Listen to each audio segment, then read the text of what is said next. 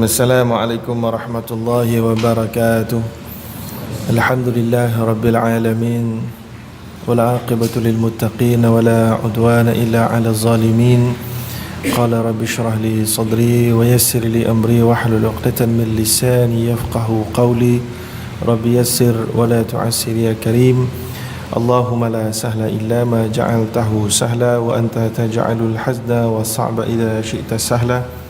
Amma ba'd. Alhamdulillah, syukur kepada Allah Subhanahu wa taala kita dapat lagi bertemu pada bulan ini dalam kuliah talaqi bulanan kita. Dan hari ini merupakan hari Ahad, kita terpaksa lakukan pada hari Ahad berbanding jadual asal yang sepatutnya hari Sabtu. Baik, jadi kita sebagaimana biasa akan membaca dua buah kitab. Jadi kitab yang pertama yang akan kita baca adalah Bidayatul Mujtahid wa Nihayatul Muqtasid, sebuah kitab yang mengajar kita bagaimana para ulama memberikan ijtihad secara ringkas dan padat. Dan seterusnya pada waktu yang sama kita pelajari juga beberapa hukum yang dipetik daripada dalil-dalil berkenaan dengan ibadah kita. Jadi kita dah sampai ke bab menyapu kepala ya. Dah habis dalam bab membasuh muka dan juga membasuh kedua tangan. Dan hari ini kita masuk di dalam bab menyapu kepala, iaitulah al-mas'alatu sadisah minat tahdid. Masalah persoalan yang keenam, iaitulah persoalan tahdid. Tahdid maknanya untuk menentukan limitasi had yang perlu disempurnakan semasa mengambil wuduk, iaitulah menyapu kepala. Baik, kita baca Qala musannifu rahimahullah, ittafaqal ulama'u ala anna mashar ra'si, telah disepakati oleh para ulama sesungguhnya menyapu kepala min furudil wudu, sesungguhnya menyapu kepala adalah satu daripada fardu wudu. Kita dah bincangkan dahulu, maksud fardu adalah yang tak boleh ditinggalkan sama sekali, khususnya apabila menyapu kepala dengan air itu telah pun datang daripada dalil Al-Quran itu sendiri dan bukan maknanya sekadar hadis Nabi, maka dia punya confirmation sabit dia itu adalah sangat kuat ya. Baik, kemudian wakhtalafu, tetapi para ulama berbeza pendapat dan ijtihad fil qadaril mujzi'i minhu, dalam menentukan kadar yang boleh menyempurnakan, boleh menepati kehendak Allah ya. Bila Allah kata wamsahu biru'usikum, sapulah kepala kamu, para ulama sepakat sapu memang confirm, tapi kadar untuk mendapat tunaikan arahan Allah menyapu kepala itu, yang itu yang berbeza pendapat. Fadhahaba malikun, maka mazhab Maliki berpendapat mazhab Maliki. Kenapa dia mulakan dengan Maliki? Kita dah tahu bahawa pengarang kitab ini Imam Ibn Rushd Al-Hafidh adalah seorang yang bermadhab Maliki. Maka macam biasa dia akan mendahulukan madhab yang dia bersama-samanya. Maka mazhab Maliki berpendapat ila annal wajiba mashuhu kulluh ya. Mazhab Maliki berpendapat bahawa wajib menyapu seluruh kembali kepada kepala, menyapu seluruh kepala. Jadi kalau tuan-tuan ada yang bermazhab Maliki, maka kita akan dapat lihatlah orang yang sentiasa mewajibkan masa wuduk dia kena sapu habis kepala dia.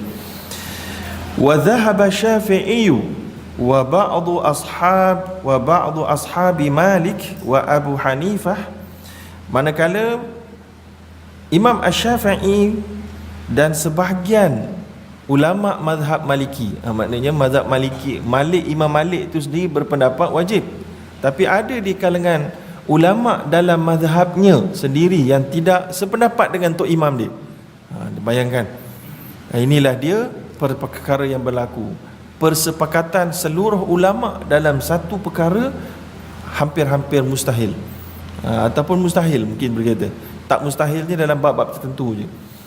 Dalam bab ini pun walaupun tok guru utama di Imam Malik berpendapat begitu, anak-anak murid dia ada yang berpendapat berbeza. Samalah juga macam kes menyedekahkan Fatihah kepada orang yang telah meninggal dunia. Kan? Imam Syafi'i sendiri tidak berpendapat kita perlu melakukannya. Tapi ulama mazhab Syafi'i menganggapnya boleh dilakukan. Nampak ada perbezaan, ya. Baik. Kemudian apa pendapat mereka ni? Syafi'i dan sebahagian ulama mazhab Maliki dan Imam Abu Hanifah. Imam Abu Hanifah. Ila anna masha ba'dihi huwal fard. Menyapu sebahagian sahaja yang merupakan kefarduan. Sebahagian je, bukan semua. Baik. Wa min ashabi Malik, dan ada juga ulama dalam mazhab Maliki, banyak ulama dalam mazhab Maliki yang berbeza pendapat dan ijtihad.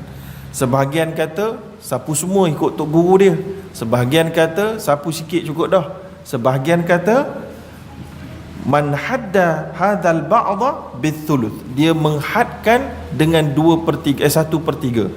1/3 daripada bahagian kepala disapu baru cukup. Itu minimum requirement dalam sebahagian ulama mazhab Maliki. Wa minhum man haddahu bithulutsain, dan sebahagian ulama mazhab Maliki mencadangkan 2/3 kepala. Ada yang semua kepala, 1/3 kepala, 2/3 kepala, sebahagian kepala. Banyak betul pendapat. Nak ambil yang mana satu ni, kan? Kita bincang kejap lagi. Wa minhum, kemudian wa amma Abu Hanifah, adapun Imam Abu Hanifah, fahadduhu birruba'. Imam Abu Hanifah pula had dalam mazhab dia dan dia sendiri menganggap cukup sapu kepala dengan 1/4 kepala sahaja.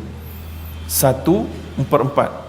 Ini maknanya kena matematik juga rupanya dalam bab hukum ni, kan? Jadi kalau siapa-siapa fail matematik tu susah juga ni nak faham, kan? Jadi 2/3, 1/3 ada, 1/4 pun dah ada sekarang ni. Bukan bab faraid je ada ni. Kemudian kita baca dulu kemudian kita hurai, ya. Wa hadda ma'a hadzal qadara min al-yad, dan bagaimana Imam Abu Hanifah punya style dalam mengukur percentage tadi ataupun pecahan tadi tu. Diukur kadar ini adalah mengikut tangan yang menyapunya.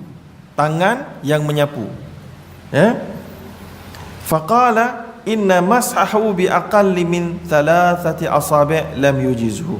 Iaitulah kalau kita sapu dengan kurang daripada 3 jari, tidaklah menepati kehendak menyapu kepala. Faham ke tu? So jadi tadi dibincang berapa persen kan? Kemudian dalam mazhab Hanafi kata mesti 1/4. Baik, sekarang ni kalau nak dapat ni, dia jangan 1/4, maknanya tangan, daripada tangan. Kadar dia adalah tangan kita ni. Sebab itulah mazhab Hanafi dia bahagikan kepala kita ni kepada 4 bahagian. 1 kat depan ni, 2 tepi, 3, 4 belakang. So 4, 1/4, ikutlah nak depan ke, tepi ke, di sini ke, belakang ke, kira selesai. Tapi nak dapat 1/4 jangan maknanya kurang daripada 3 jari. 3 jari. So maknanya kita ambil air 2 jari. Tak boleh lah. Mazhab Hanafi kata out lah. Kamu kena ikut ni, benda yang kamu gunakan, iaitulah tangan kita. So maknanya kena telapak tangan ni, boom, itu baru cukup dalam mazhab Hanafi. Baik, wa aslu hadzal ikhtilaf. Wa aslu hadzal ikhtilaf, yang ini rumit sikit.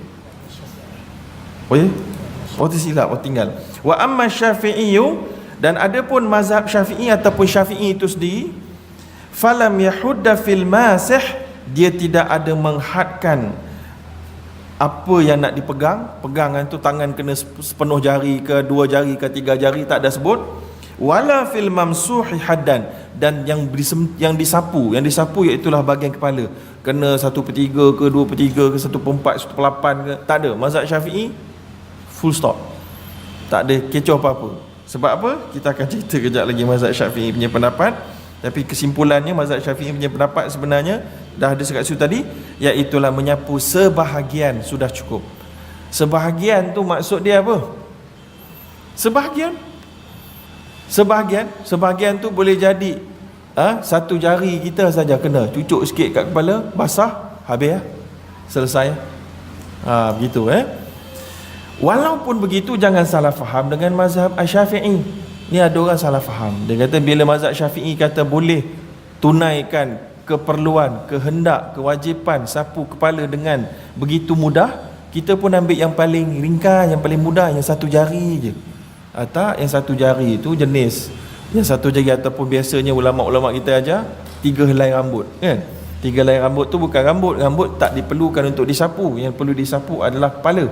Maknanya tempat tumbuh 3 helai rambut adalah dianggarkan minimum keperluan untuk menunaikan kefarduan sapu kepala. Tapi janganlah kita sapu tempat tumbuh 3 helai rambutnya. Itu adalah minimum, gaji minimum wage. Tuan-tuan kalau kerja, tuan-tuan nak gaji minimum ke maksimum? Kita nak maksimum. So maksimum, nak selamat semua sekali, nak gabungkan semua pendapat dan ambil yang paling selamat adalah sapu semua kepala. Sapu semua kepala dengan tidak menganggapnya wajib, sebab mazhab Maliki anggap wajib. Kita boleh sapu semua kepala dan tak anggapnya wajib.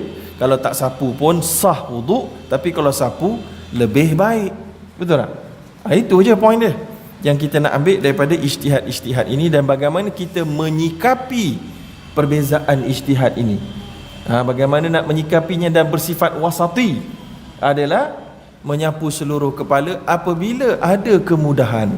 Maknanya kita di rumah, air pun tak dicatu, hari ni pun dah hujan, alhamdulillah, daripada semalam lagi, so jadi tak ada masalah. Tapi kalau kita berada di tempat kerja macam orang perempuan, pakai tudung pula, kalau nak sapu semua kepala, tempat wuduknya terbuka sikit, so jadi susah nak buka tudung, nak ambil sapu semua kepala susah. Ketika itu kalau sapu semua kepala pula nanti pakai tudung, tudung pun basah, rambut pun berbuah, kan? Jadi ketika itu bolehlah nak ambil pendapat mazhab Syafi'i yang tadi, tapi kalau ketika ada ruang yang sesuai, baiklah kita buat yang terbaik. Baik, sekarang kita nak pergi kepada beberapa perkara untuk saya kongsikan sebelum kita masuk kepada asal ikhtilaf tadi. Kita ambil daripada kitab Wabah Zuhaili sikit maklumat, untuk tuan-tuan dapat kesempurnaan dalam kefahaman. Yang pertama sekali, bagi pendapat yang mengatakan sapu semua kepala, dia ada cara yang diambil daripada riwayat-riwayat hadis. Caranya, bagaimana caranya? Dikatakan caranya begini, tuan-tuan. Tuan-tuan kena ambil jari ni, ibu jari ni, letak dekat sini, mata tuan-tuan ni, dengan rambut ni, pegang sini, campur jari ibu ni bersentuh semua sekali jari-jari ni, macam ni. Dah ambil air macam ni, letak sini, sapu ke atas ini, sapu ke atas ini, dan kemudian tarik ke atas, tarik balik, naik balik. Dia gini tadi, dia naik balik habis. Dia satu pusingan. Itu yang diajar oleh para ulama. Dan begitulah juga yang diturunkan oleh beberapa orang asatizah, guru-guru, masyayikh yang dikatakan mendapat sanad wuduk daripada sehingga Rasulullah, wallahu alam. Tapi kalau ikut dalam riwayat kat sini dan banyak riwayat-riwayat hadis yang lain, tuan-tuan cari, tuan-tuan akan jumpa ada penerangan bagaimana caranya, iaitulah begini, ke depan. Walau bagaimanapun, Wahbah Az-Zuhaili, Syekh Dr. Wahbah Az-Zuhaili kata, kalau rambut kamu pendek, kamu tak payah naik ke atas balik, sekali je, gitu. Tapi kalau rambut kamu normal, kamu ke belakang, naik balik dengan rambut kamu akan kelang kabut. So jadi itu adalah tujuan untuk menyempurnakan sapuan air ke atas kulit kepala tadi, kerana rambut kita agak tebal, So jadi nak pastikan dia sampai betul-betul, dia naik atas sekali. Tapi kalau pendek sekali lalu dah cukup dah, kata Syekh Dr. Wahbah Az-Zuhaili. Ya. Baik, sekarang ni kemudian dalam mazhab Hanbali, lupa nak sebut, dalam mazhab Hanbali juga wajib seluruh kepala. Lupa nak sebut. Dalam kitab tadi tu tak ada sebut mazhab Hanbali kan? Tapi mazhab Hanbali sama dengan Maliki, wajib seluruh kepala. Sebab tu kalau tuan-tuan dan puan-puan pergi umrah ke, pergi haji, tiba-tiba ambil wuduk depan orang Arab, ada orang marah kan? Apa ni tak ambil seluruh kepala, dia pun marah. Sebab bagi dia mengambil wuduk dan menyapu air di atas kepala itu mesti semua kepala, kalau dia mazhab Maliki dan mazhab Hanbali. Okey.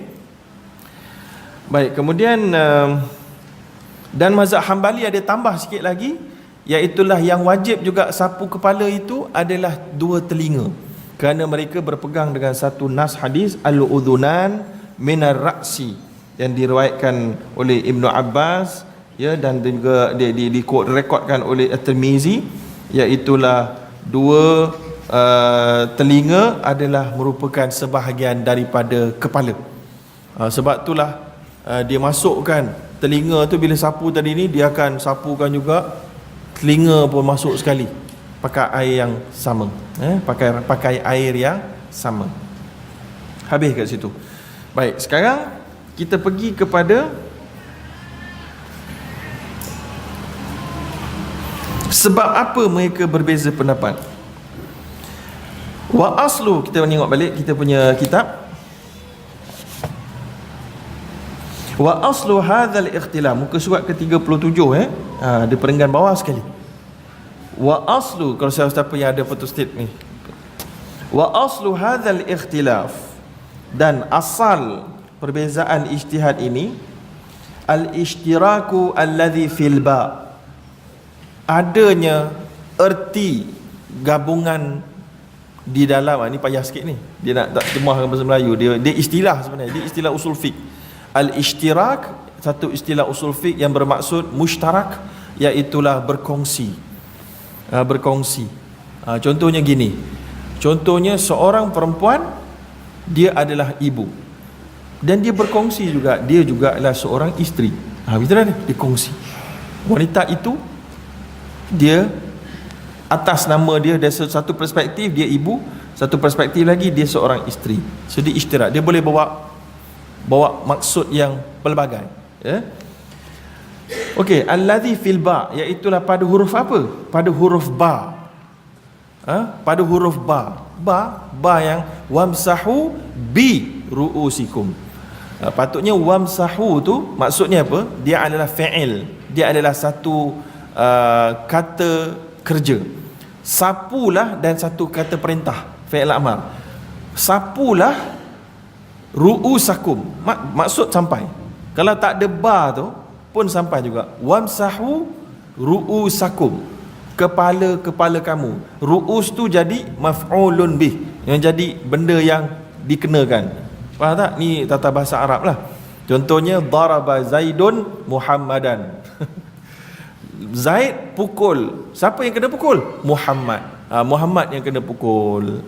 Itulah Muhammad lah jadi mangsa. So kalau sini sapulah. Sapu apa? Sapulah kepala kamu. Tapi Allah gunakan ada huruf ba di situ. Bi ru'usikum. Instead of wamsahu ru'usakum, Allah jadikan wamsahu bi ru'usikum. Maka para ulama melihat huruf ba tu dengan teliti. Tidak ada satu kalimah pun dalam Al-Quran yang tidak ada fungsi. Mesti ada fungsi, something yang Allah nak bagi kita faham daripada huruf ba.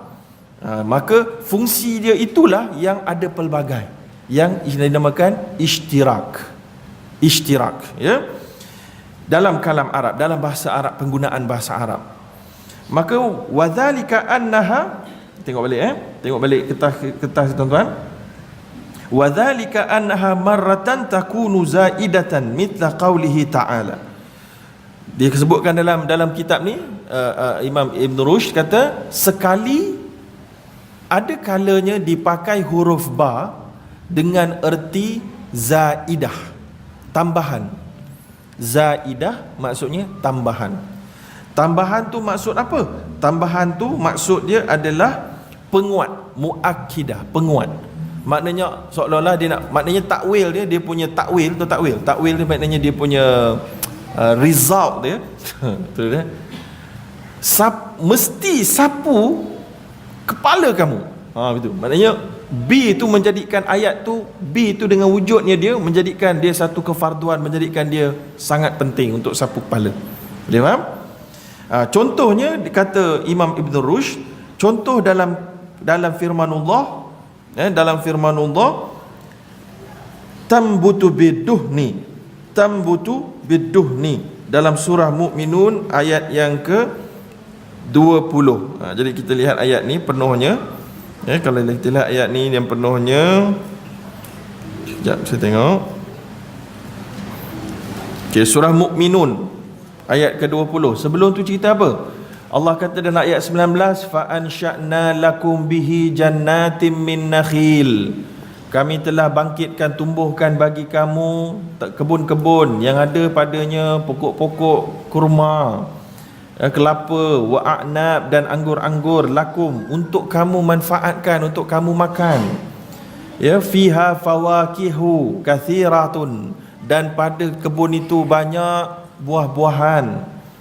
Wa minha ta'kulun, sebahagiannya kamu sentiasa dan kerap makannya. Sekejap, mana tadi? Betul. Kemudian wasyajaratan, dan ada juga pokok takhruju min turi Saina, yang dikeluarkan, yang datang daripada turi Saina. Tur dalam bahasa Arab maksudnya jabal, iaitulah bukit Sina, bukit Saina. Tambutu biduhni, ini adalah qiraat yang majoriti. Qiraat majoriti membaca dengan ta baris atas, ba baris depan. Tambutu biduhni wasibrin lil akilin, dan menjadi makanan yang dimakan dengannya oleh orang yang makan. Apa maksud dia? Maksud dia buah zaitun. Kata Imam Ibn Kathir, kata Imam Al-Qurtubi, ia merujuk kepada buah zaitun, iaitulah tambutu biduhni, dia tumbuh, wa ma'aha, bi dekat situ, wa ma'aha ad-duhn, iaitulah adanya minyak. Kan minyak zaitun kita makan dengannya, kan? Walaupun kita bukan orang Arab lagilah hebat makan minyak zaitun, kan? Kita taklah hebat sangat sebab mahal, tak banyak buah zaitun ni. Dekat negara mereka banyak buah zaitun, lalu mereka banyak makan, dan sebab itulah orang dia boleh kata sihat jugalah, walaupun cara pemakanan dia tak sihat. Tuan-tuan, cara pemakanan orang Arab ni sebahagiannya tak sihat. Tuan-tuan kalau pergi negara Arab, tuan-tuan tengok banyak jeruk, macam-macam jenis jeruk, menakutkan pun ada bentuk-bentuk dia. Maknanya jeruk-jeruk ni acidic, kan? Acidic dia tak bagus, tapi mereka makan dan mereka neutralkan dengan makan minyak zaitun, buah zaitun. So jadi dia neutral. Bayangkan orang-orang perempuan dia lepas bersalin 2-3 hari minum Coca-Cola. Tak ada pantang, dia pantang nampak Coca-Cola, dia minum terus. Tapi dia lepas tu dia makan buah zaitun, minyak zaitun. So sihat, masih boleh maintain lagi, umur masih boleh tahan panjang-panjang lagi. Baik, dan kalau makan pun banyak. Kita tengok macam kita lah, kalau kita pergi sana, kita tempah satu hidangan boleh makan 3 orang kita.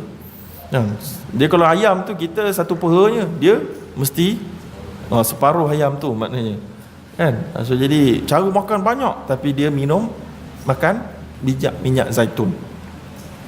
Baik, itu maksud dia. Ala qira'ah man qara'atum bitu bi dhammi ta, tapi ada orang, iaitulah dia kata sini ala qira'ah, iaitulah berdasarkan cara baca. Qira'at tu qira'at lah, man qara'ah, sesiapa yang membacanya, tumbitu. Ada juga ulama qira'at, ulama Quran, ulama qira'at lah, yang membaca dengan baris yang berbeza. Tambutu yang pertama, yang keduanya tumbitu. Yang membaca tumbitu ni antaranya Ibnu Kathir, Abu Amru dan lain-lain, iaitulah daripada min anbata tumbitu, iaitu tumbuhnya dengan duhn, itulah minyak juga, ataupun minyak. Itu yang pertama sekali. Pertama, tujuan huruf ba dekat situ membawa maksud zaidah, tambahan, iaitulah tumbuhnya confirm dengan minyak sekali. Wa marrah, dan sekali yang lain pula, tadullu, muka surat sebelah kan. Wa marrah, dan sekali tumbuh, bukan, wa marrah tadullu ala tab'id, digunakan maksud ba tu membawa maksud separuh. Tab'id, separuh. Apa maksud separuh?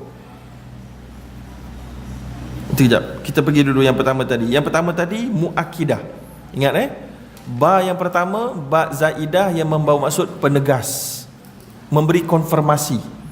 Contohnya dalam bahasa Arab disebut gini, kharaja Zaidun bisilahihi. Keluarlah, kharaja keluar, Zaid nama seorang, bi ada ba, silahihi senjatanya. So maksudnya keluarnya Zaid dan bersamanya ada senjatanya. Confirm bisilahihi.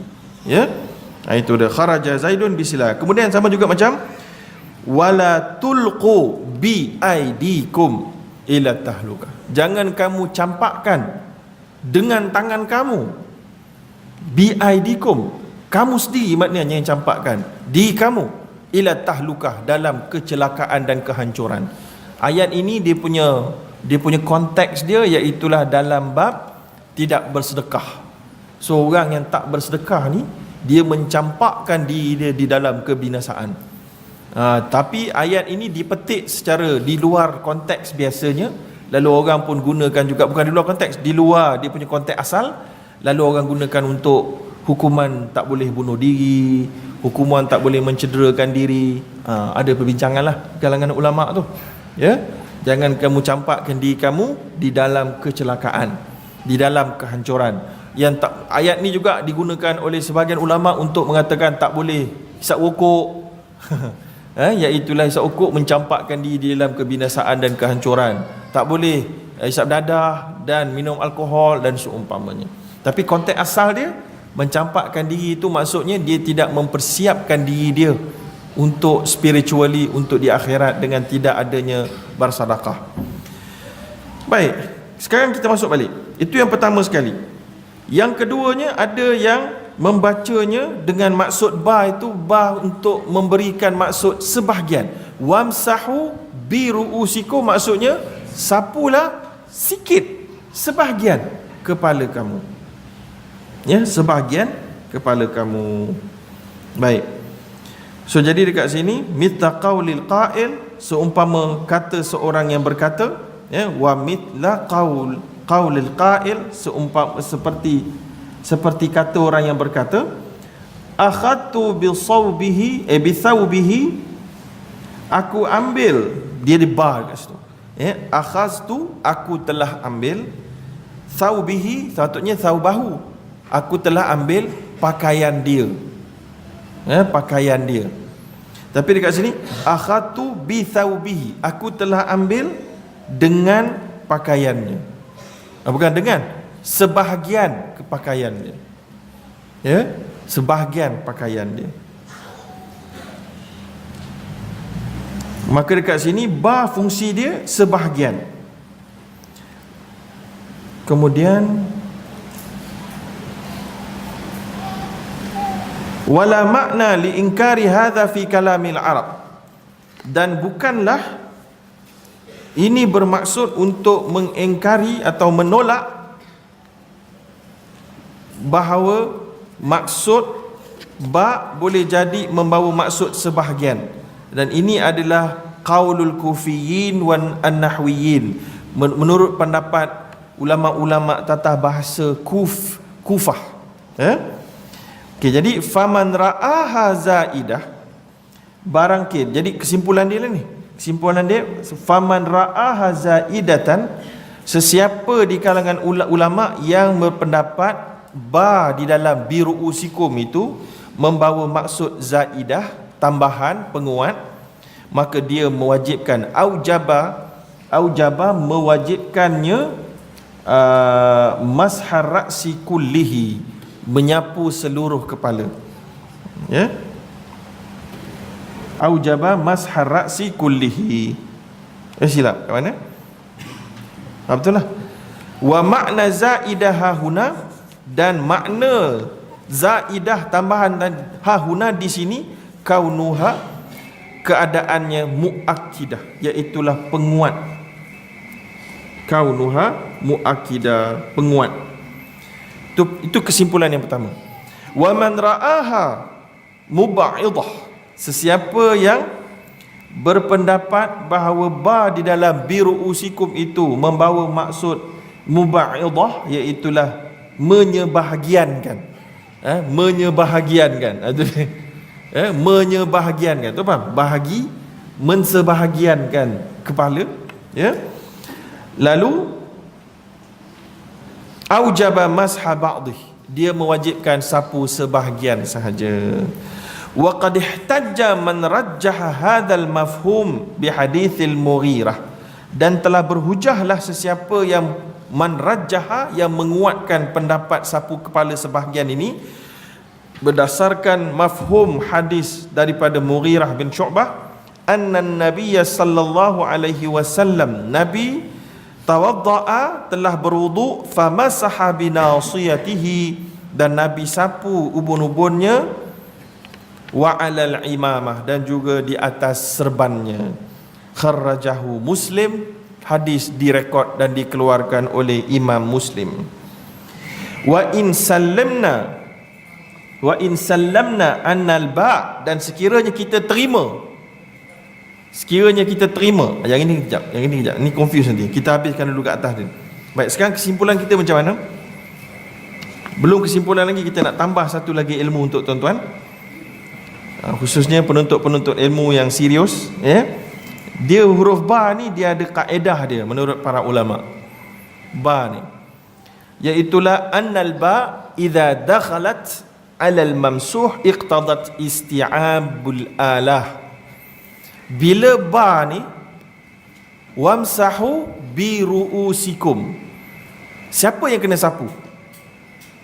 Ba tu dia masuk dekat alat sapuan tangan ke, atau dia masuk dekat tempat yang disapu? Wamsahu adalah perintah, sapulah. Bi ru'usikum, bi kepala kamu. Bi itu dekat mana? Dekat yang disapu ke dekat yang menyapu? Yang disapu kepala. So jadi dalam kaedah bahasa Arabnya, apabila ba tu masuk dekat benda yang kena, ya, maka ia bermaksud seluruh alat itu perlu disempurnakan. Perlu sempurnakan. Wa idza dakhalat alal alah, dan kalaulah alat sempurna, maknanya alat tu semua tangan tu kena semua alat ni. Dia faham tak? Alat ni, alat sapu apa? Tangan. Maka bila ba tu masuk dekat kepala, kena dekat kepala punya ayat, maknanya semua tangan ni kena lengkap. Ya. Tapi kalau ba tu Allah masukkan dekat alat, tapi tak ada dalam ayat ni macam tu, maka maksudnya kena sapu seluruh kepala. Ini adalah hujah aqliyah yang dibawa oleh mazhab Hanafi dari sudut lughah. Mazhab Hanafi bawa, sebab itulah mazhab Hanafi kata paling kurang mesti satu tangan, berdasarkan ba itu masuk ke tempat yang disuruh sapu. Tak tahulah tuan-tuan boleh faham tak boleh faham kan? Orang awam payah sikit nak faham. Siapa-siapa ni ustaz kena faham, ya. Apa pun bagi orang awam yang mungkin susah nak faham, kena mendapati bahawa bagaimana satu huruf para ulama boleh berbeza pendapat. Ya. Sebab memang huruf itu membawa maksud yang pelbagai. Dan kalau kita tanya kenapa Allah tak bagi ayat yang tak boleh maksud pelbagai, tak. Tujuan dia memang Allah biarkan adanya ikhtilaf di kalangan manusia. Sama ada Allah punya hikmah nak melihat bagaimana manusia menyikapi, melayani perbezaan pendapat dengan aman, dengan sabar. Dan dia juga boleh jadi rahmat. Dia juga boleh jadi satu rahmat apabila adanya ulama yang berbeza pendapat. Orang awam yang bukan ulama akan boleh ikut pendapat yang sesuai pada waktu dan tempat dia. Ada kalanya tak sesuai di satu tempat, satu pendapat. Macam yang saya beritahu tadi lah, ada orang perempuan dia pakai tudung, tak ada tempat wuduk yang sesuai, maka kalau dia nak wajibkan diri dia pendapat Maliki dan Hambali, ya Allah, susahnya Islam ni maknanya. Susahnya Islam. Ya? Begitu keadaan dia. Baik, kemudian apa-apa rambut bagi ulama yang mengatakan, ni tambahan lagi maklumat mana-mana ulama yang kata kena sapu semua kepala, apa-apa rambut yang rambut lelaki khususnya dan perempuan yang melebihi kepala, melebihi sampai bahu ni, itu semua tidaklah wajib untuk dibasuh, disapu, dibasahkan. Yang poin dia adalah di bahagian kepala. Apa-apa yang terjurai semua sekali itu tak payah pun, tak apa. Sebab bukan sapu kepala, tapi bukan sapu rambut, tapi sapu kepala. Ya. Kemudian yang seterusnya, saya dah beritahu tadi, mulakan pembasuhan daripada hadapan dan sampai ke belakang. Mungkin akan kena tengkuk sebab rambut kita ditumbuh di sebahagian tengkuk, ya, maka dah naik ke atas semula bagi yang mampu untuk melakukan, tapi tidaklah wajib. Baik, kemudian kita masuk poin yang disebut oleh Ibn Rushd satu lagi. Wa in sallamna, kalau kita dah boleh terima, dia kata, kalau kita dah boleh terima annal ba, sesungguhnya ba dalam biru usikum itu adalah ba jenis zaidah, penguat.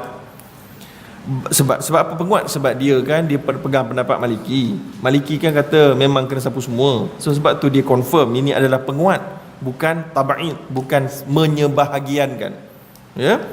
Baqiya hahuna, timbul satu soalan, dia kata. Baqiya, terbekas, berbekal, terbaki. Hahuna, di sini, aidan juga ihtimalun akhar. Ada satu andaian yang lain, satu persoalan lain. Apa dia? Wa huwa halil wajib, iaitulah sama ada yang wajibnya al-akhdhu bi awailil asma au bi awakhiriha. Sama ada kena wajibnya untuk kita ambil awal nama atau hujungnya. Apa benda ni dia cakap ni? Kan? Dia cakap ni, kalau kita tengok sini kitab ni. Okey, maksud dia gini.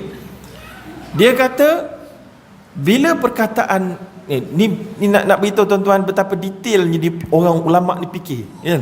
Macam juga engineer fikir nak sambungkan jambatan yang besar, kan? Dia kena kira betul-betul matematiknya, mengembangnya besi tu, menguncupnya besi tu, kan? Ulama pun fikir detail juga, kan? Dia fikir bila Allah kata masaha tu satu nama, satu kata nama, sapu itu tertunai apabila kita tamat buat dia ataupun pada permulaan. Faham? Bi awal iliha tu maknanya kita start sapu je. Nak start. Kita start je. Kira sapu lah tu. Atau tak, ni belum sapu lagi. Ni baru 1/20 sapu. Kan? Kalau sapu yang terlengkap yang Allah nak adalah dekat hujung tu baru namanya sapu. Boleh faham? Ini persoalan ini hanya timbul kepada mazhab Maliki dan Hambali yang mewajibkan sapu semua kepala. Lalu mereka bincanglah. Tapi kalau tuan-tuan yang bermazhab Syafi'i lah, agak-agaknya ni, ya, tak timbul lah persoalan ni. Sebab kita mazhab Syafi'i sebahagian cukup dah, tak kira awal ke hujung ke, tak kira lah mana-mana, janji sapu sebahagian kepala sudah melengkapi keperluan. Ya. Tapi kita bincang kat situ cuma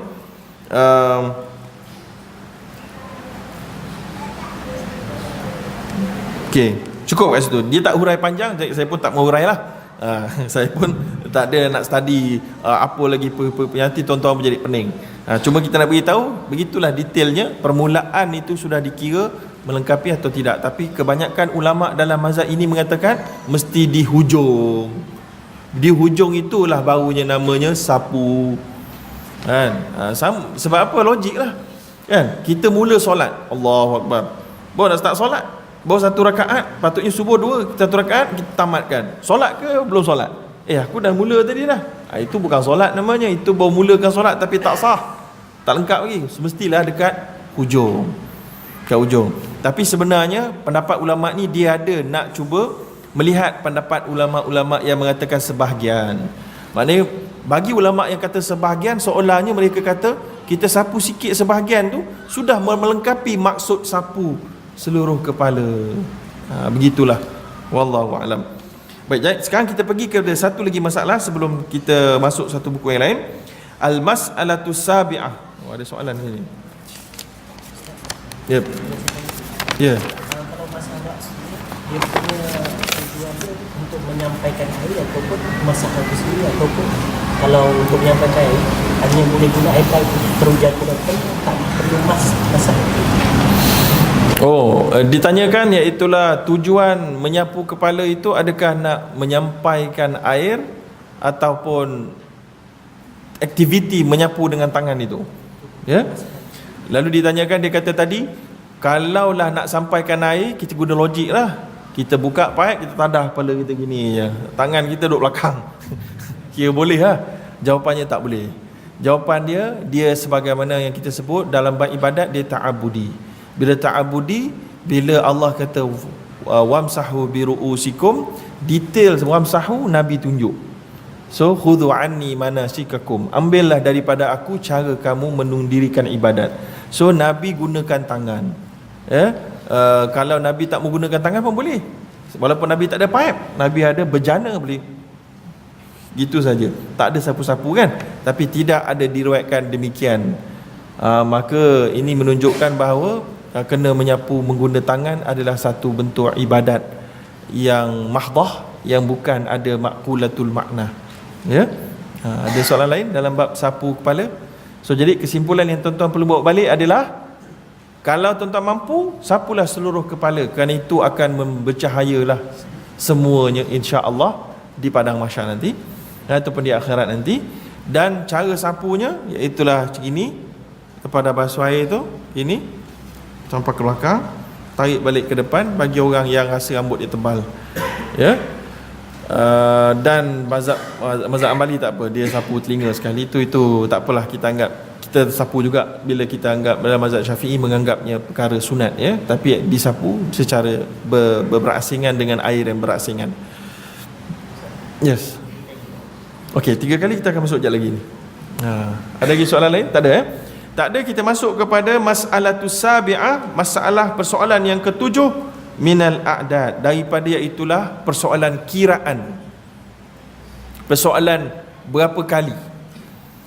Ittafaqal ulama, baca ittafaqal ulama, ulama bersepakat ala annal wajiba min taharah, iaitulah yang wajib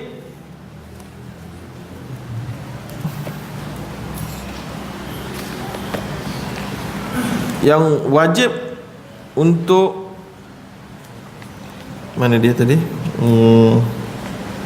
Saya pakai kitab lain, nak tengok anda baca di kitab mana.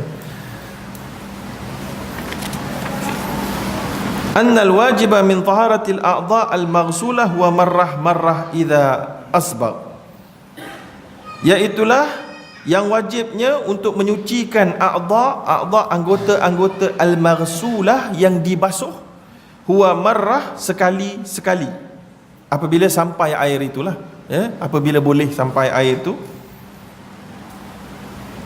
Wa in al-itnain wa thalath mandub, dan sesungguhnya wa innal itnain, sesungguhnya basuh 2 kali dan 3 kali, mandubun ilaihima, iaitulah disunatkan. Mandub digalakkan, disunatkan kedua-duanya. Lamma sah, kerana ia telah sah daripada hadis riwayat Muslim, annahu sallallahu alaihi wasallam, sesungguhnya Rasulullah sallallahu alaihi wasallam tawaddaa, berwuduk sekali basuh, wa tawaddaa, dan juga Nabi juga pernah berwuduk 2 kali basuh, wa tawaddaa thalathan, dan berwuduk 3 kali basuh, ya. Wali annal amra laisa yaqtadi illa al-fi'l marrah wal marrah, dan sesungguhnya perintah tidaklah membawa kecuali perbuatan sekali basuh yang pertama sahaja, ya, iaitulah dalam ayat wudu disebutkan, tak ada langsung dinyatakan tentang kemestian 3 kali, disebut sekali saja. Dan Rasulullah juga disebut basuh sekali saja, ya, dalam beberapa riwayat. Baik, jadi oleh kerana itu dalam bab 3 kali basuh ini, para ulama selepas itu berbeza pendapat. Wakhtalafu, para ulama berbeza pendapat fi takrir mashir ra'si, pada mengulangi sapu kepala. Kalau bab basuh, muka tu basuh 3 kali, tangan 3 kali, kaki 3 kali, kepala bukan basuh, kepala sapu. So sapu perlu tak 3 kali? Basuh semua perlu 3. Sapu perlu tak? Ulama berbeza pendapat. Hal huwa fadilah, sama ada ia hanyalah kelebihan. Kelebihan maksudnya disunatkanlah. Am laisa fi takririhi fadilah, ataupun tak ada apa-apa kelebihan pun basuh 3 kali. Yang ada kelebihannya pada basuh je, pada sapu tak ada kelebihan 3 kali. Fa dhahaba Syafi'i, dan ulama mazhab Syafi'i berpendapat, ya, ulama mazhab Syafi'i berpendapat, ataupun Imam Syafi'i itu sendiri berpendapat, ila annahu man tawadda'a thalathan yamsah wa'sahu aidan thalathan. Barang siapa yang berwuduk dengan 3 kali basuh, hendaklah dia juga menyapu kepalanya 3 kali juga. Okey? Wa aktsarul fuqaha yarawna anna al-mazha la fadilah fi takririhi. Tetapi sebahagian besar ulama, aktsar, sebahagian besar ulama, fuqaha maksud dia ulama-ulama yang spesialis dalam bidang fiqh, yarawna, berpendapat, annal mazha, sesungguhnya sapuan, la fadilah, tidak ada kelebihan dalam mengulanginya sehingga 3 kali. Itulah pendapat 3 mazhab, Hanafi, Maliki dan Hambali. Mereka semua sapu sekali sahaja. Mazhab Syafi'i sapu 3 kali. Ya, kerana menganggap ia fadilah. Baik, dalam bab ini kita boleh tengok sikit dia punya perbincangan oleh Wahbah Zuhaili.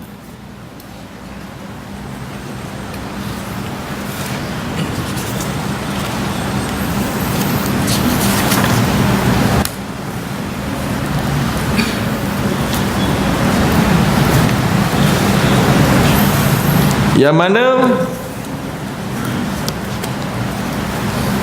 dia disunatkan sahaja kerana Rasulullah berwuduk dengan sekali basuh sahaja pada kepala. Ini ada satu dalil, ya. Dan ada kala Rasulullah berwuduk dengan 2 kali basuhan. Hadza yudha'ifullahu bihil ajr marratain. Bila kamu sapu basuh 2 kali dalam basuhan, Allah akan gandakan pahala kamu 2 kali. Dan Rasulullah pun berwuduk dengan 3 kali basuhan pun ada juga. Ini diriwayatkan daripada Imam Tirmizi dan Daraqutni, dan disebutkan bahawa ada riwayat perawi yang dhaif, ya. Dalam satu riwayat hadis lagi, seorang sahabat bernama Abdullah bin Zaid menceritakan bahawa Rasulullah punya sifat wuduk. Dia berkata, wa masaha bi ra'sihi marratan wahidah. Hadis disepakati Bukhari dan Muslim. Rasulullah menyapu kepalanya sekali sahaja. Sebab itulah 3 mazhab kata sekali je. Sebab ada dalam Sahih Bukhari dan Muslim, ya.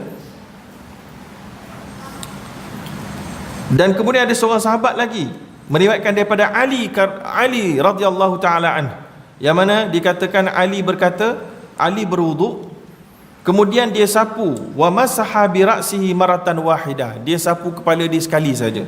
Thumma qala, kemudian Ali pun berkata, hadza wudu'an nabi, ini adalah wuduk cara Nabi sallallahu alaihi wasallam.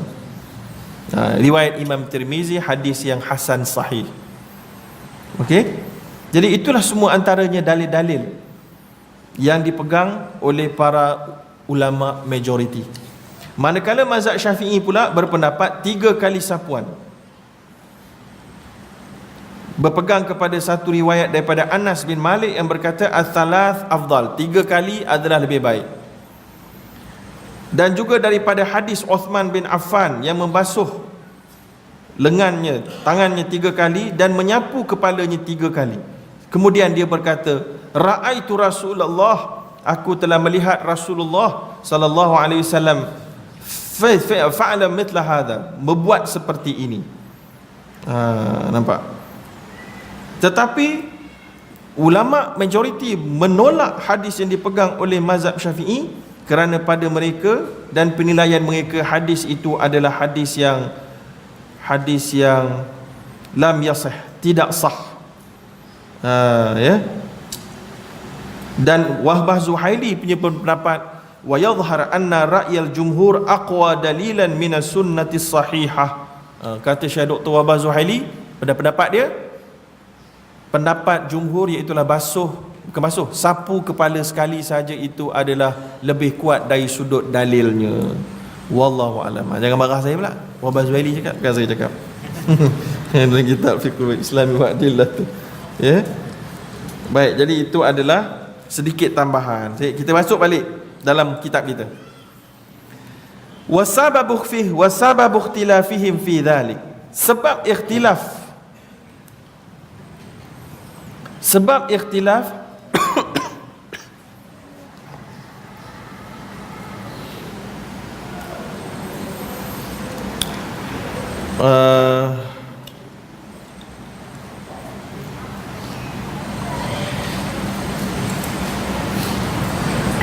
wasababu ikhtilafihim fi dhalik, sebab ikhtilaf mereka dalam perkara itu, ikhtilafuhum fi qabuli ziyadatil waridah fil hadithil wahid, iaitulah pada perbezaan mereka menerima tambahan yang ada dalam hadis wahid. Mana dia? Al hadis al wahid, dalam satu hadis ataupun hadis ahad. Idza atat min tariqin wahid, yang mana hadis ini datang daripada satu jalan saja, yang tidak walam yarahal akthar, yang tidak menerimanya majoriti. Wa dzalika anna aktsaral ahadis, itu adalah kerana aktsaral ahadis, kebanyakan hadis-hadis, allati ruya fiha, yang diriwayatkan pada hal ini, annahu tawadda'a thalathan, iaitulah Rasulullah berwuduk 3 kali daripada hadis Uthman dan lain-lain. Lam yunqal fiha illa annahu masaha wahidatan faqat. Banyak hadis yang cerita Nabi sapu kepala ni banyak dikumpulkan dalam satu bakul. Kebanyakannya cerita Nabi memang 3 kali bab yang lain basuh, tapi kepala sekali je. Jadi ada satu hadis yang cerita Nabi sapu 3 kali, tapi yang itu bercanggah dengan hadis-hadis yang lain yang cerita Nabi sapu sekali saja, gitu. Wa fi ba'dhi riwayat an Uthman, dan dalam sebahagian riwayat daripada Uthman, iaitulah yang macam saya sebutkan tadi, annahu alaihi salatu wasalam, iaitulah Nabi sallallahu alaihi wasallam masaha bi ra'sihi thalathan, Nabi sapu kepalanya 3 kali. Hadis dikeluarkan oleh Imam Abu Daud dan juga Ibnu Khuzaimah, dan dianggap sahih oleh Imam Ibnu Khuzaimah. Wa abdada asy-Syafi'i wujuba qabuli hadhihi ziyadah bi dhahiri umum, dan Imam Syafi'i menyokong kewajipan untuk menerima tambahan hadis ini. Tambahan ini payah sikit sebenarnya, dia ilmu hadis, ulum hadis, iaitulah bab ziyadah, ya. Imam Syafi'i menyokong kewajipan untuk menerima tambahan, iaitulah kalau dalam semua riwayat lain tak ada kata 3 kali, ada satu je riwayat tambahan dah yang ada maklumat tambahan ni. So Imam Syafi'i anggap yang ada maklumat tambahan ni wajib kita terima. Mesti terima juga. Dengan zahir umum mariwaya anna alaihi salatu wasallam tawadda'a marrah, dengan umumnya hadis yang lain, sokongan hadis yang lain, iaitulah yang menceritakan Nabi berwuduk kadang-kadang sekali basuh, kadang-kadang 2 kali, dan ada yang 3 kali. Umum, hadis ni umum, tak sebut semua anggota ke, ada anggota tertentu kepala tak masuk ke, umum. Ada sekali-sekali, dua kali basuh, tiga kali basuh, maka tak ada sebut pun kepala yang mana satu. Maka hadis ni umum. Hadis umum ni menyokong hadis ziyadah tadi tu, hadis yang ada tambahan maklumat, iaitulah Nabi sapu kepala 3 kali. Maknanya itu cara yang nak digunakan oleh Imam Syafi'i. Wa dzalika annal mafhum min umumi hadzal lafz wa in kana min lafzi sahabi huwa hamalahu ala sairil a'dha'il wudu. Itu saya sebutkan tadi, iaitulah hadis ini umum ni, mafhum dia umum, lafaz dia umum, dia datang daripada lafaz sahabat yang boleh dianggap atau boleh dibawa maksud dia kepada semua anggota, bukan terkecuali kepala. Bukan terkecuali kepala. Maksudnya semua, telinga pun 3, maknanya muka 3, tangan 3, kepala 3, telinga 3, kaki 3, habis. Maknanya kita boleh buat andaian begitu katanya, sairil a'dha' wudu, semua, illa anna hazi ziyadah laisat, kecuali yang tambahan ada confirm specifically sebut kepala 3 kali itu, cuma tak ada dalam riwayat Sahih Bukhari Muslim je, kata dia. Sahihain, tak ada dalam Sahihain dia. Itu je, kurang dia sikit. Fa in sahhat, dan kalaulah sahih hadis ini, yajibul masiru ilaiha, maka hendak wajiblah kita al-masir, ambil dia, tempat rujuk dia. Al-masir, tempat ambil, kita wajib ambilnya. Li'anna man sakata an syai'in laisa huwa bihujjatin ala man dzakarahu. Li'anna man sakata an syai', kerana kalau sesiapa yang senyap daripada satu perkara, laisat huwa bihujjatin ala man dzakarahu, tidaklah ia kesenyap itu satu hujah kalau ada yang lain menyebutnya. Jadi walaupun Nabi tak, dalam riwayat-riwayat lain semua tak ada sebut kepala ni 3, senyap, silent, itu bukanlah hujah untuk menafikan satu hadis yang kata kepala pun 3. Begitu maksud dia, ya. Wa aktsarul ulama, dan sebahagian besar ulama, aujaba tajdidil ma, sebahagian besar ulama mewajibkan tajdidal ma'i li mashir ra'si, ambil air yang baru untuk sapu kepala, qiyasan ala sairil a'dha, sebagai analogi, diambil menyerupai semua anggota-anggota lain. Anggota lain, kalau kita dah basuh muka, tak boleh kita nak ambil air basuh muka tu tadah basuh tangan pula, tak boleh. Tak boleh. Kecuali sebahagian ulama kata air yang kedua boleh. Kalau memang dah kemarau habislah, tak ada air langsung dah ni. Yang pertama tak boleh. Air yang kedua ambil kat janggut dia, sapu tangan pula. Ada ulama yang kata boleh. Tapi kalau ada air jangan buat gitulah. Okey, itu maklumat je. Wa ruya an Ibnul Majishun annahu qala, dan diriwayatkan daripada seorang ulama Maliki bernama Ibnul Majishun, annahu qala, dia berkata, idza nafadhal ma, ni dia kata ni, apabila air dah siap basuh, yang berbaki daripada basuh kepala itu, bibalali lihyatihi, iaitulah dengan basahnya, sampai basah janggutnya. Idza nafadhal ma na'u masaha ra'sahu bibalali lihyatihi wa huwa ikhtiyar Ibnu Habib wa Malikin wa Syafi'i, dan itu adalah pendapat yang dipilih oleh Ibnu Habib, Malik dan Syafi'i, iaitulah habisnya air digunakan untuk basuh kepala dengan basahnya janggutnya. Ni saya kena tangguh ni, dia punya detail dia, saya sendiri kurang jelas maksud yang nak disampaikan. Wallahu alam. Boleh nak takwil-takwilkan, tapi takut tak betul. So, jadi baik saya tidak menakwilkannya. Kemudian yang seterusnya, wa yustahabbu fi sifatil mashi, dan digalakkan dalam sifat basuh itu, an yabda, untuk dimulakan bimuqaddami ra'sihi, dengan permulaan kepala, fayamurru yadaihi, dan dijalankan dua tangannya ila qafahu, ke belakang begitu, ya, ke atas, naik ke atas, ke tepi sekali.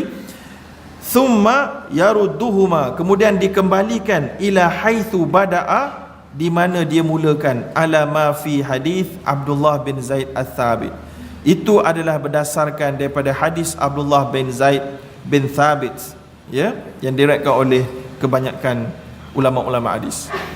Wa ba'dul ulama, dan sebahagian ulama, yakhtar an yabda, sebahagian ulama memilih untuk memulakan basuhan kepala min muakhari ra'si, daripada belakang kepala. Wa dzalika aidan marwiyun, itu juga diriwayatkan min sifati wudu'ihi alaihi salatu wasalam, itu juga diriwayatkan daripada sifat wuduk Nabi sallallahu alaihi wasallam, daripada hadis Rubai' binti Muawwidh, seorang sahabat wanita yang bernama Rubai' binti Muawwidh, illa annahu lam yuthbit fi sahihain, kecuali dia kata sini hadis yang mula daripada belakang ini tidaklah sabit dalam hadis sahih Bukhari dan Muslim. Dan hadis itu kalau kita lihat dalam salinan kitab yang tuan-tuan ada ni, iaitulah anna Rasulullah sallallahu alaihi wasallam masaha ra'sahu bi yadayhi, Rasulullah membasuh menyapu kepalanya dengan dua tangannya. Fa aqbala bihima wa adbara bada'a bi muqaddami ra'si wa thumma dhahaba bihima ila qafahu thumma raddahuma ila al-makan alladhi bada'a min. Nombor 5. Oh tak, yang itu hadis yang mula daripada depan. Hadis mula dari belakang ada tak? Okey. Hadis yang memulakan daripada belakang di dalam nota kaki, Rasulullah berwuduk ketika Rubai' ada di dekat situ, masaha bi ra'sihi, Nabi menyapu kepalanya, wa masaha kullu min fawqi sya'ri kullu nasiyati bi masabi syai' la yuhariku sya'ra an hayati. Bila masaha bi ra'sihi maratain bi bada'a. Okey, ni yang bawah ni. Wa fi lafzin masaha bi ra'sihi maratain, Rasulullah menyapu kepalanya dua kali, bermula dengan bi muakhirihi, dengan belakang, thumma bi muqaddimihi, kemudian di depan, dan kemudian bi udhunaihi kiltaihima, dengan dua telinganya, dalam telinga dan juga di luar, sebelah luar telinga. Okey, begitulah perbincangan tentang menyapu 3 kali. Kesimpulan kita, jumhur sapu sekali sudah cukup. Mazhab Syafi'i kata 3 kali. Jadi kalau tuan-tuan rasa air cukup, sapulah 3 kali. Habis cakap, habis cerita. Tapi kalau tuan-tuan rasa berat nak pegang kepada dalil sebutir-sebutir ni dan rasa lebih selamat, sebab 3 mazhab ni ulama dia memanglah sama dahsyat dengan ulama mazhab Syafi'i, maknanya sekali pun cukup dah. Ya, begitulah dalam bab menyapu kepala. Jadi sebab berbezanya pendapat adalah hadis. Yang majoriti hadis sebut tak ada sapu kepala 3 kali. Mazhab Syafi'i pegang ada satu hadis yang spesifik sebut 3 kali. Dia dianggap tambahan, ada maklumat tambahan dalam tu. Bila maklumat tambahan bercanggah dengan yang majoriti yang sahih yang tak ada maklumat tambahan mengikut ulama hadis, maka yang majoriti akan kuat, yang minoriti itu akan menjadi dipertikaikan sebenarnya. Tapi ada di situlah menyebabkan perbezaan pendapat di kalangan ulama dalam 3 kali atau sekali sapu kepala. Wallahu alam. Baik, jadi itu sahaja kita punya pengajian dalam bab Bidayatul Mujtahid pada hari ini. Jadi kita pergi kepada soalan yang bertulis dulu.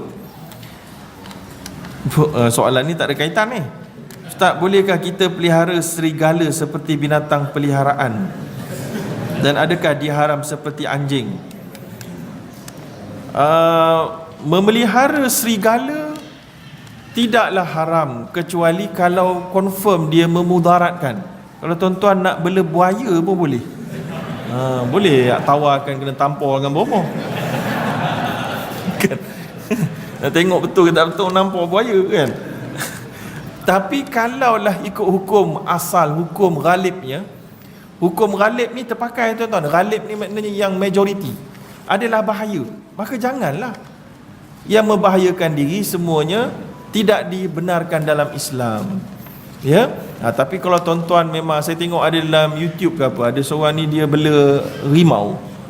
Rimau tu dia bela daripada kecil. Jinak ke main. Vacuum cleaner pun rimau tu takut. Apa benda lah rimau ni, dia tak tahu dia punya kuasa. Kan?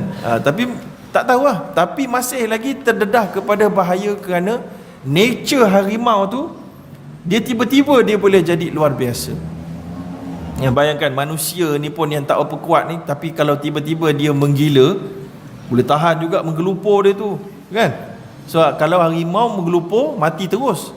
Kalau orang menggelupur cedera-cedera je, lebam-lebam je kita, tuan-tuan. So sebab itu kita tak galakkan. Samalah juga macam serigala tadi. Sekali tiba-tiba dia tak jinak, kan? Macam yang berlaku di United Kingdom. Saya ada dengar banyak berita. Dia orang ni bela anjing. Anjing ni best friend. Sebab anjing ni tak pernah nak apa nama tu, yelah anjing ni kata best friend lah, dia tak pernah nak membebel, kan? So jadi dia banyak membantu. Tapi bila mana dia ada baby, orang ni, pasangan ni ada baby, walaupun anjing tu dianggap jinak, tiba-tiba kena gigit baby ni dengan anjing ni, walaupun anjing tu dah memang lama bersama dia. Masuk berita banyak kali juga kes-kes begini berlaku. Tuan punya anak yang kecil digigit oleh anjing kepunyaannya sendiri. Jadi sebab tu eloknya janganlah, walaupun hukum asal dia harus, kecuali dengan ghalibnya ada bahaya, jangan. Kucing ada bahaya juga, tapi ghalibnya tak bahaya. Ghalibnya ada juga orang kena cakar, tapi cakar tu just parut sikit lah tu hilang lah. So jadi dia harus, dan ada sunnah Nabi pun, ada sunnah daripada sahabat pun menunjukkan ada. Semasa soalan seterusnya, semasa berwuduk, air wuduk dirasakan tidak rata ke seluruh anggota, tapi dia tetap meyakinkan diri bahawa dia dah basuh sempurna, sekalipun hakikatnya dia memang tak basuh sebenarnya. Adakah wuduknya sah?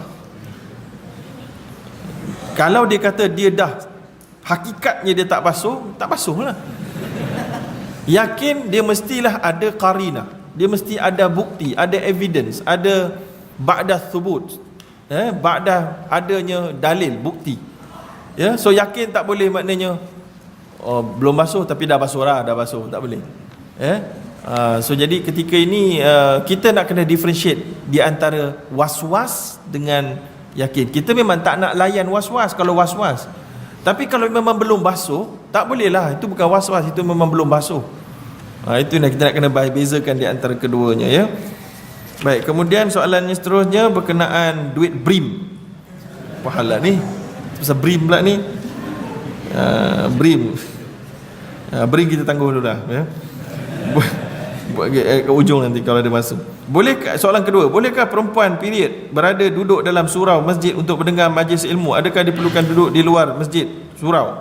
Ini ada khilaf di kalangan ulama. Kalau majoritinya tak boleh duduk di ruang solat ni, ya.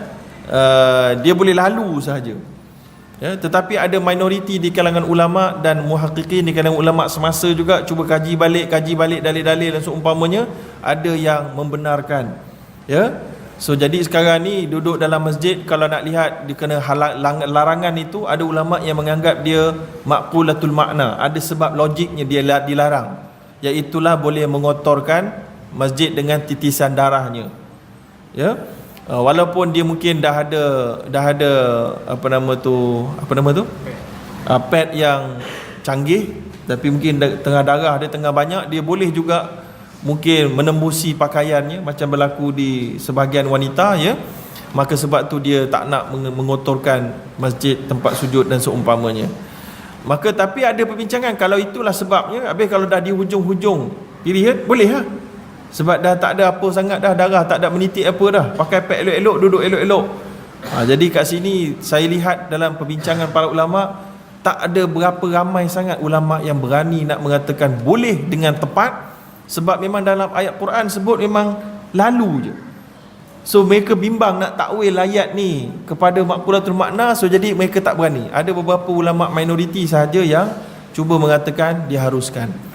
Maka dalam konteks kita ni, kalau tuan-tuan dan perempuan nak ambil sebagai panduan, saya kira eloklah duduk di koridor masjid, sudah mencukupi untuk majlis ilmu dan seumpamanya. Itu mungkin dianggap pandangan pertengahan lah. Wallahu alam. Soalan seterusnya, adakah hadas kecil saya terangkat dan boleh terus solat tanpa perlu ambil wuduk setelah selesai mandi junub? Tetapi semasa mandi junub saya melakukan perkara yang membatalkan wuduk seperti memegang kemaluan atau kentut. Sebelum mandi pun saya tak ambil wuduk. Mandi wajib ekspres, dia kata. Jadi jawapan dia tak boleh. Mandi junub yang boleh dikira sebagai wuduk sekaligus itu adalah pendapat mazhab lain. Dalam mazhab Syafi'i, kita ada tertibnya. Kena wuduk ada tertib. Tertib itu merupakan salah satu di antara yang wajib dalam wuduk. Mazhab lain tak apa. Ada yang kata tak tertib pun terjun sungai je selesai terus. Wuduk selesai, mandi junub pun selesai. Tapi tuan-tuan tak nak ambil mazhab lain kan? Tuan-tuan mazhab Syafi'i kan? Mazhab Syafi'i tuan-tuan kena ikut lah, kan? So khususnya pula tuan-tuan pegang kemaluan. Memang ada pendapat mazhab lain yang kata pegang kemaluan pun tak apa. Hal huwa bid'atun min, kan? Nabi sebut pada sahabat, dia kan satu bahagian daripada kamu, menunjukkan seolah tak batal pun wuduk pegang kemaluan. Tapi majoriti ulama kata batal. So jadi kalau kita pegang kemaluan dan terkentut pula lagi, kentut confirm lah, 4 mazhab kata batal lah, kan? So tengah mandi tu terkentut-kentut, wah dahsyat tunggu ni, kan? Tuan-tuan, so memang maknanya mandi tu telah melakukan perkara membatalkan, maka kena ambil lah wuduk balik, ya. Soalan kedua, selepas ambil wuduk saya terus solat tanpa mengelap muka yang basah. Kemudian air yang ada di muka telah masuk dalam mulut semasa solat dan saya menelan air itu. Okey, tak mengelap muka ni disebut oleh para ulama adalah sunat sebab dia ada fadilat dia. Tapi sebab air zaman kita ni mungkin cuaca, mungkin environment kita tak berapa bersih, kalau air tu kita tak lap, ada orang dia gatal, dia alergi, air tu kering dengan rasa kegatalan. Ini akan menyebabkan kita terpaksa nak sapu muka sewaktu solat. Sedangkan sapu muka sewaktu solat Nabi tak suka. Imam Nawawi mengambil hadis daripada hadis-hadis Nabi, membuat kesimpulan kalau nak sapu pun sekali saja dalam satu hadis sebut. Jadi kalau kita muka gatal si nak sapu je, dia akan jadi hilang daripada khusyuk dan hilang daripada keseriusan ketika solat. Ketika itu kalau terpaksa lap muka, lap. Kalau tak lap muka, air menitis. Air tak menitis, dia menjala masuk ke mulut, ya. Itu saya kira dimaafkanlah. Air tu dimasuk mulut dan telan, bukanlah macam minum air sangat. Patutnya tengah solat ni tak boleh makan dan minum, dia membatalkan puasa.